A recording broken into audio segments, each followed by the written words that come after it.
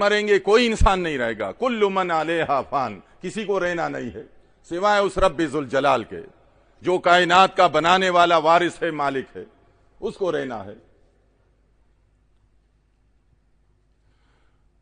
مرنے والے کے پاس آپ بالٹی میں پانی رکھیں, کوئی رکھتا ہے نہیں رکھتا, لیکن ہو سکتا ہے کوئی ایسے بھی ہو کہ جی یہ تو میں نے سنا تھا کہ بڑا پہنچا ہوا تھا اور بڑا بزرگ تھا اور یہ تو اس کے بڑے رسائی تھی اللہ کے پاس, اور یہ ہم نے سنا ہے کہ اللہ والے مرتے نہیں ہیں, اللہ والے تو مرنے کے بعد بھی ان میں بڑی قوت ہوتی ہے اور حرکت کرتے ہیں. تو مردے کے پاس بالٹی رکھ لیا اور کچھ دیر پردہ کر کے بعد میں آئے کہ جس نے نہایا ہوگا, نہا تو نہیں سکتا مردہ, بالٹی بھی پڑی ہے مردہ بھی پڑا ہے, سوال پیدا نہیں ہوتا. یہ ایک دن انتظار کرے, 2 دن انتظار کرے, ہفتہ انتظار کرے, مردہ بھی پڑا رہے گا, بالٹی میں پانی بھی پڑا رہے گا. کوئی سمجھدار آ کر سمجھا سکتا ہے کہ بیوقوف یہ گل سڑ جائے گا, مردہ بھی گل سڑ جائے گا, پانی تو جلدی گلتا نہیں ہے, یہ تو مہینے کے بعد ہو سکتا ہے سڑ جائے پانی, لیکن تمہارا مردہ گل سڑ جائے گا, اس کو خود تم غسل دو. یہ تم نے جھوٹی کتابیں پڑھی ہیں کہ مردہ پہنچا ہوا ہوتا ہے اور مردہ اٹھ کر وہ غسل کرتا ہے اور ہنستا ہے. دیکھیں یہ آج ہمارے بھائی ناراض ہوتے ہیں, ہم کسی کے خلاف نہیں بولتے, ہم لوگوں یہ کوشش ہے کہ خود بھی جہنم کی آگ سے بچیں, اور ہمارے جو بھائی ناسمجھی کی وجہ سے جو قرآن نہیں پڑھتے, جو اللہ کی کتاب نہیں پڑھتے, جو اللہ کی بڑی نعمت ہے اس وقت, ہمارے لاکھوں کروڑوں اربوں روپے سے زیادہ بڑی دولت ہے یہ قرآن, یہ ہمارے ساتھ جائے گا یہ قرآن, اس کو ماننے والا کامیاب ہوگا, قرآن بھی گواہی دے گا. قرآن گواہی اس طرح کہ یہی قرآن سامنے ہوگا, اس کے مطابق فیصلے ہوں گے. مال کروڑوں اور اربوں والا سارا رہ گیا, مربع زمین کے رہ گئے, کاروبار سارا رہ گیا, بغیر لباس کے انسان آیا تھا, بغیر لباس کے سیٹ صاحب چلا جائے گا, ہر انسان چلا جائے گا, حساب قرآن پر ہوگا.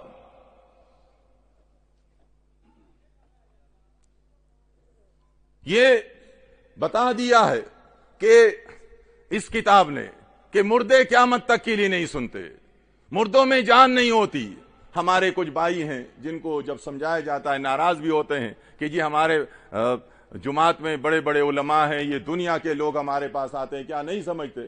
ان کی کتاب آپ دیکھیں گے, ان کے بیگ میں, ان کے بستروں میں, ان کے پاس بغلوں میں وہی کتاب ہوتی ہے. یہ کتاب نہیں ہوتی ہے, کتاب اللہ جو آسمانوں سے نازل ہوئی ہے, زمین پر لکھنے والے آدمی کی کتاب ان کے بغل میں ہوتی ہے. انہوں نے زمین والوں کو اللہ کے برابر کر دیا ہے, اس کی کتاب کو سینے سے لگائے ہوئے پوری دنیا میں گھومتے ہیں, اس پر ان کا ایمان ہے.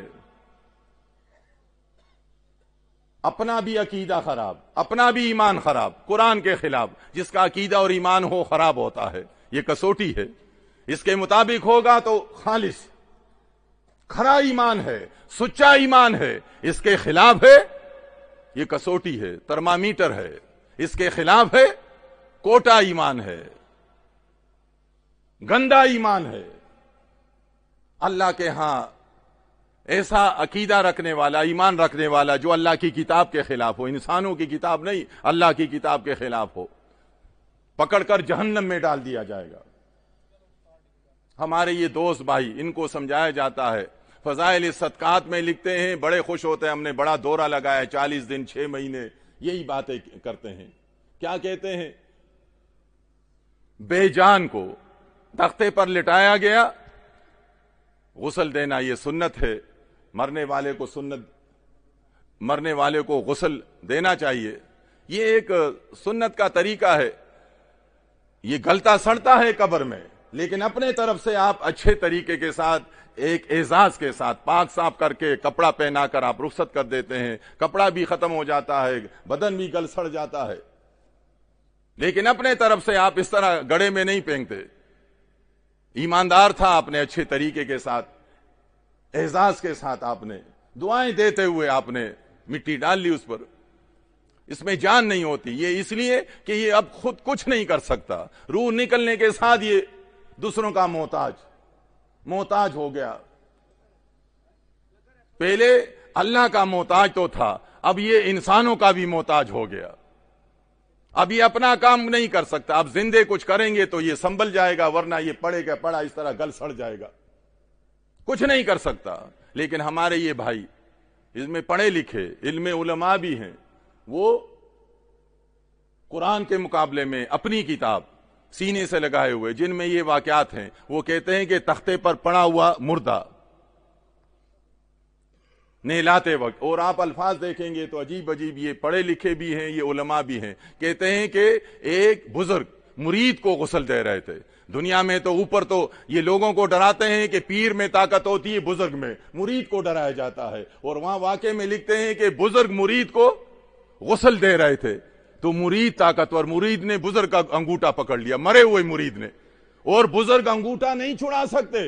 یہ تو انہوں نے منت کی اور کچھ تعریف کی منہ پر کہ نہیں جی آپ مرے نہیں ہیں، آپ کو کون مرا ہوا کہہ سکتا ہے، تب وہ اس نے چھوڑ دیا، ورنہ وہ اپنا انگوٹھا نہیں چھڑا سکتے تھے.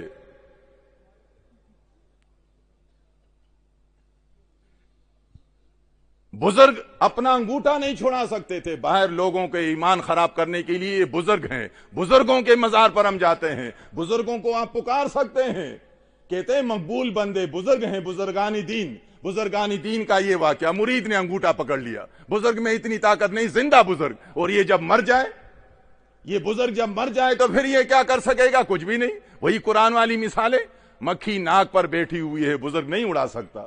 مکھی منہ پر بیٹھی ہوئی ہے، نہیں اڑا سکتا. ناک پر کون مکھی چھوڑتا ہے؟ لیکن جب انسان مر جاتا ہے تو پھر اس کی مجبوری ہے، اس کو کیا پتا کہ بچھو ناک پر بیٹھا ہوا ہے یا مکھی بیٹھی ہوئی ہے. یہ تو زندہ اس سے ہٹاتے ہیں، زندہ ہٹاتے، جس طرح زندہ غسل دیتے ہیں، زندہ مکھیاں بھی اڑاتے ہیں.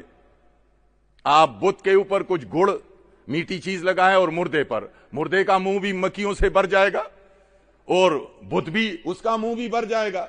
اگر آپ اڑائیں گے تو اڑ جائے گا، ورنہ مکھیاں بیٹھی ہوئی ہیں.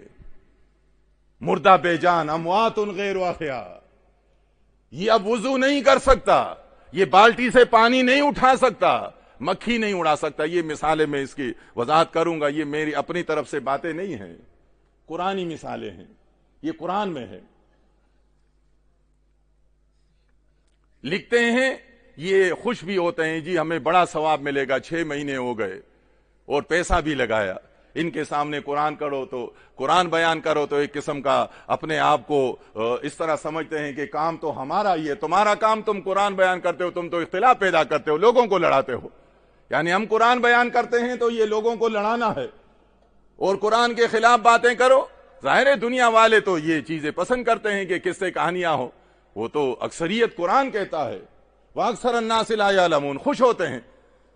آپ تجربہ کرنا چاہیں، پاکستان کے کسی بھی چوک پر، کسی بھی موڑ پر آپ کھڑے ہو جائیں، آپ ڈول بجانا شروع کریں اور آپ ایک فنکارہ کو آپ اپنے ساتھ ملائیں، دے کے چوک بھر جائے گا، چوک بھر جائے گا. آپ ذرا 10 قدم آگے آپ یہ قرآن بیان کریں، آپ کے قریب کوئی بھی نہیں آئے گا، کوئی بھی نہیں آئے گا، بلکہ الٹا آ کر آپ کو منع کرے گا کہ آپ ہماری تفریح میں مداخلت کر رہے ہیں، آپ یہاں سے ہٹ جائیں. اکثر جو ہے وہ نافرمانی میں کھڑے ہیں، آپ کو وہاں قرآن بیان کرنے نہیں دیں گے. تو جھوٹے قصے کہانیوں کے ماننے والے تو زیادہ ہوتے ہیں، یہ خوش ہوتے ہیں، جی دیکھیں ہمارے قریب لوگ زیادہ آ رہے ہیں، تمہارے قریب نہیں آ رہے ہیں. اگر تم سچے ہوتے تو تمہارے قریب اتنے کم لوگ ہوتے. ہمارے جلسے میں، ہمارے اجتماع میں لاکھوں لوگ ہوتے ہیں، تمہارے اجتماع میں گنتی کے لوگ ہوتے ہیں. قرآن نہیں پڑھتے اس لیے اس طرح باتیں کرتے ہیں. قرآن اگر پڑھتے ہوتے تو پھر یہ باتیں نہ کرتے. نوح علیہ السلام اپنی بستی اور ملک اور آبادی کے مقابلے میں کتنے تھے؟ نوح علیہ السلام کے ساتھی قرآن کہتا ہے کم تھے، قلیل. ہود علیہ السلام، صالح علیہ السلام کے ساتھی کتنے تھے اللہ کے پکارنے والے؟ کم تھے. ابراہیم علیہ السلام کے ساتھی کتنے تھے بستی میں؟ گنتی کے لوگ تھے. آخری رسول کے ساتھ مکے میں کتنے لوگ تھے 13 سال میں؟ بڑی آبادی تھی مکے کی، چند لوگ ساتھ تھے. کیونکہ حق کا ساتھ کم لوگ دیتے ہیں، مشکل ہوتا ہے، لوگ ناراض ہوتے ہیں.